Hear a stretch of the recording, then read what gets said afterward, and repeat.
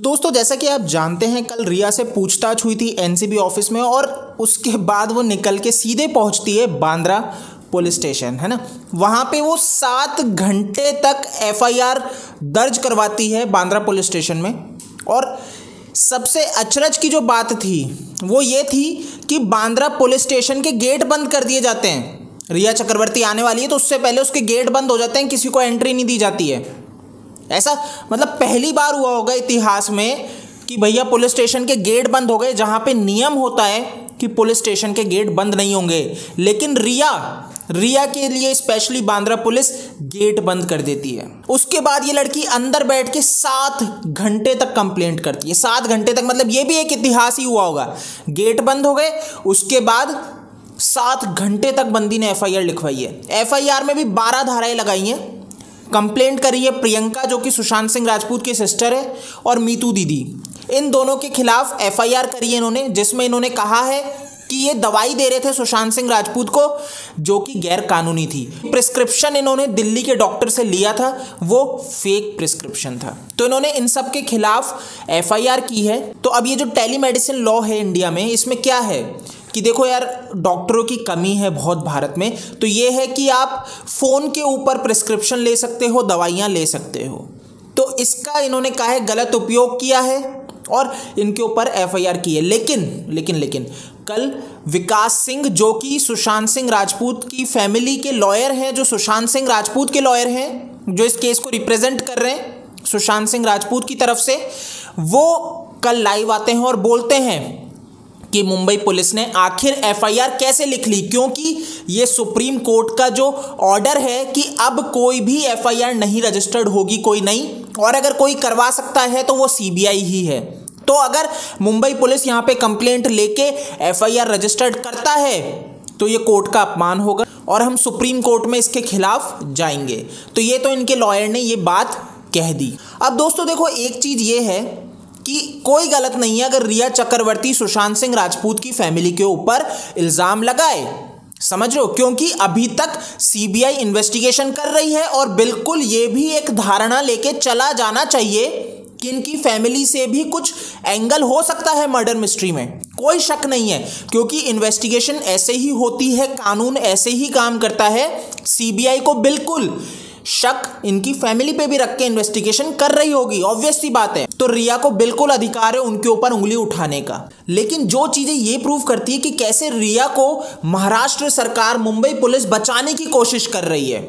अगर आपने देखा हो, गेट बंद कर दिए गए थे मुंबई पुलिस, बांद्रा पुलिस ने अपने पुलिस स्टेशन के, जो कि नियम के अनुसार कभी होने ही नहीं चाहिए। 24 घंटे पुलिस स्टेशन का गेट खुला रहना चाहिए, लेकिन ये बंद कर देते हैं सिर्फ एक इस रिया चक्रवर्ती के लिए, जो कि अक्यूज्ड है। इसको सिक्योरिटी ये इस तरह से दे रही है मुंबई पुलिस जैसे कि भाई ये तो विक्टिम है। यहाँ पे आप समझ रहे हो, ये विक्टिम है जिसका भाई जेल में जा चुका है ड्रग्स के केस में, जिसके ऊपर भी मैं आपसे बात करूंगा।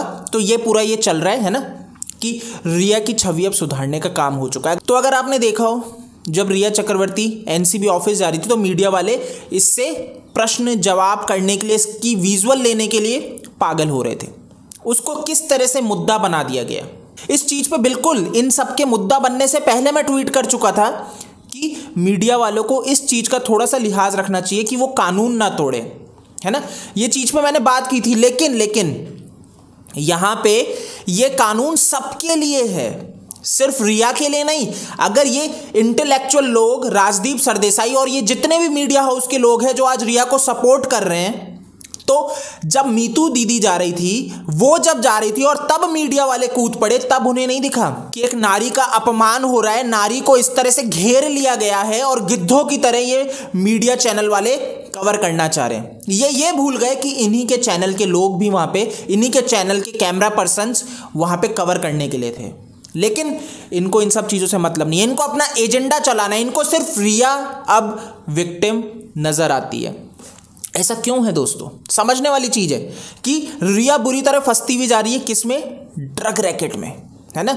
ये जो एनसीबी नारकोटिक्स इसके ऊपर जो कर रही है इन्वेस्टिगेशन, इनको इससे भी दिक्कत होने लग गई कि भाई सुशांत की मौत का केस था, सीबीआई जांच कर रही थी, ये गृह मंत्री जी ने नारकोटिक्स को क्यों भेजा, इसकी क्या जरूरत थी, जबरदस्ती केस को घुमाने की क्यों कोशिश की जा रही है। ये लोग ये भी कह रहे हैं, क्यों कह रहे हैं, क्योंकि मुंबई जैसे बड़े शहर में ड्रग्स का खेल बहुत बुरी तरह से चलता है। सिर्फ बॉलीवुड ही इसमें लिप्त नहीं है, इसमें बड़े बड़े कॉरपोरेट हाउसेस, अमीर लोग, मीडिया चैनल्स के लोग, ये सब मिले हुए हैं। तो ये मीडिया चैनल के लोग आज जो इतना बात कर रहे हैं ना निकल के आके रिया के फेवर में, क्योंकि इनको डर है कि कानून कहीं इनकी गर्दन तक ना पहुंच जाए। दोस्तों, जैसे कि कल मैंने एक वीडियो डाला था जिसमें सौरभ नाम का वो व्यक्ति किस तरह से सपोर्ट कर रहा था रिया को, है ना।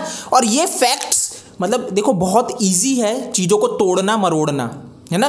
तो किस तरह से तोड़ मरोड़ के आपको ये ब्रेन वॉश करने की कोशिश कर रहा था कि रिया बेगुनाह है और सुशांत सिंह राजपूत ने सुसाइड ही किया है। पर जैसे ही अपन डेप्थ में चलते हैं, उसकी प्रोफाइल के पीछे जाते हैं, तो पता लगता है ये फैन है आदित्य ठाकरे का, आदित्य ठाकरे के पोस्ट शेयर करता है ना। लेकिन जो भी सुशांत के फेवर में बात कर रहे हैं उनके विरोध में है।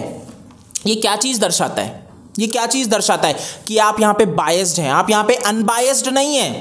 आज अगर मैं बात कर रहा हूं तो मैं बिल्कुल बोलता हूं कि रिया को पूरा अधिकार है, ऐसा नहीं होना चाहिए, इसके ऊपर मैंने ट्वीट किया है। लेकिन मैं सुशांत के साथ हूं, सुशांत को न्याय दिलाना चाह रहा हूं। मैंने बिल्कुल शुरू से कहा है कि न्याय, देखो दोस्तों, मैं आपसे शुरू से ये चीज़ कहता हूँ कि अगर आप किसी को कभी भी ब्लेम करो, गाली तो मत बको, ठीक है, जाके उनकी प्रोफाइल पर रिया चक्रवर्ती को, लेकिन उसको ब्लेम भी करो तो अपने पास सबूत, फैक्ट्स होने चाहिए, उसके ऊपर काउंटर होना चाहिए, उसके ऊपर सवाल पूछे जाने चाहिए। और इसी के ऊपर मैं शुरू से सवाल पूछ रहा हूँ कि 2 डेड बॉडी थी, रिया चक्रवर्ती को क्यों नहीं दिखती है। अगर ये दूध की धुली है, गर्लफ्रेंड थी ना, वो बॉयफ्रेंड थे सुशांत सिंह राजपूत इसके, तो इन्हें दिखना चाहिए।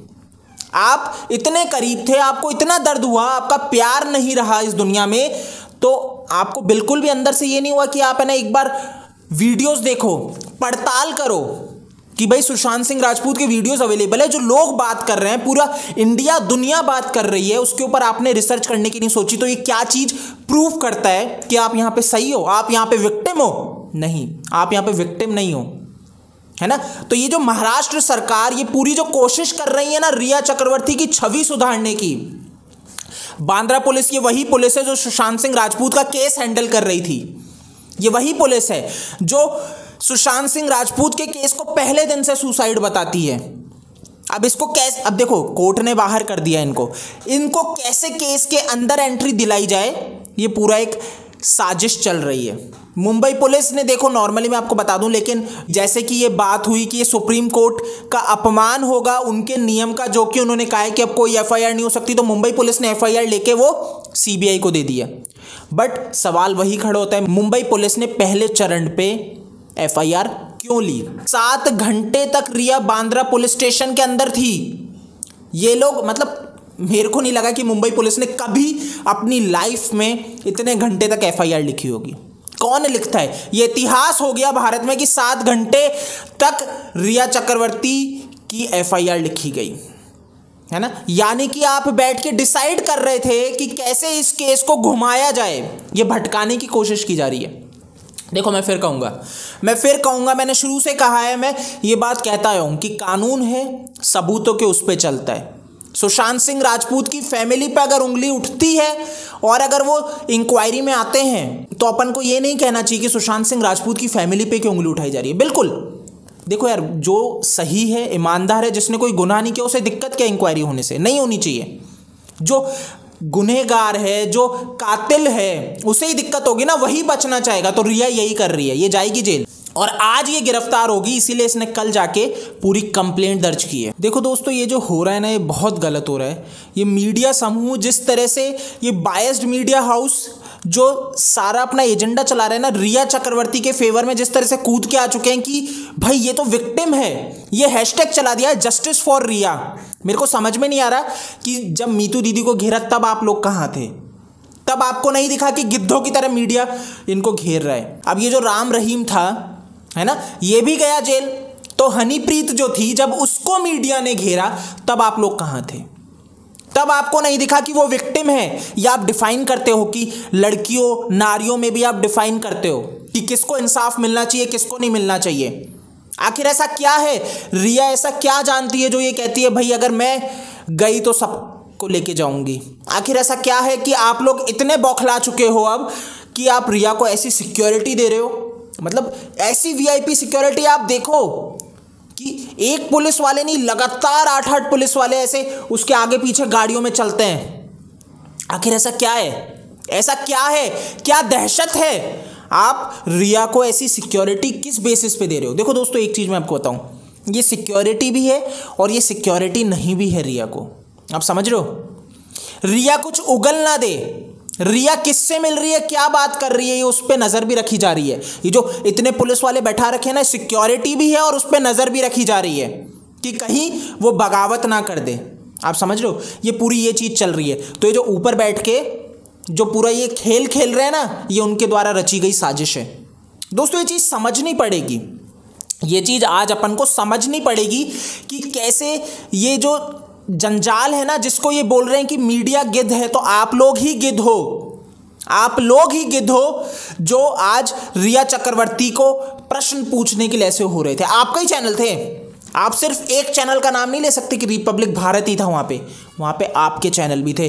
जो आज तक है ना, जो इतना अपने आप को जस्टिफाई कर रहा है, एनडीटीवी है, उनके रिपोर्टर्स भी वहाँ पे उपस्थित थे। क्यों थे?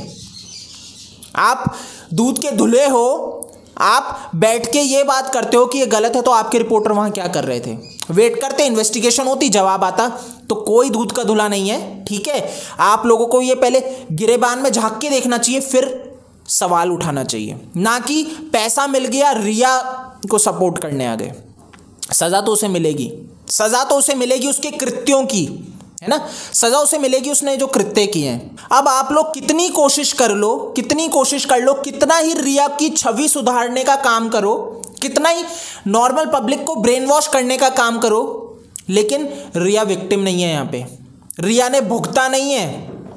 आप समझ रहे हो? ये वो लड़की है जो आज तक पे बैठ के ये कहती है कि भाई सुशांत नशेड़ी था, है ना? अपने बॉयफ्रेंड के लिए कहती है। मेरे को एक बात सिंपल सी बताओ, मेरे को नहीं समझ में आता कि अगर कोई व्यक्ति किसी से इतना प्यार करता होगा ना, तो वो कभी, और उसका प्यार मर गया है, नहीं है इस दुनिया में, तो वो ये खुल्लम खुल्ला बोल देगा कि भैया मेरा प्यार नशेड़ी था, मैं नहीं थी, मैं तो उसे बचाने की कोशिश करती थी। और बाद में जब इन्वेस्टिगेशन बैठती है तो आपका भाई जाता है और आप भी इस चर्चा में जा रहे हो।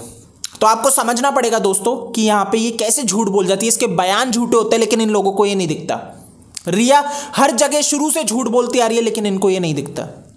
तो ऐसा नहीं होना चाहिए, ऐसे अपन को ब्रेन वॉश नहीं होना है ऐसे फालतू के लोगों से, ऐसे घटिया मीडिया चैनल से जो ब्रेन वॉश करने का काम कर रहे हैं। तो दोस्तों, इस वीडियो में इतना ही है। आई होप कि आपको चीज़ें क्लियर हुई होंगी। अगर आपके पास कोई सुझाव है, कोई जानकारी है या कोई वीडियो है जो आप मेरे साथ साझा करना चाहो, तो मेरे को आप फेसबुक, ट्विटर, इंस्टा पे DM कर सकते हैं। OSKD मेरा यूज़र नेम है।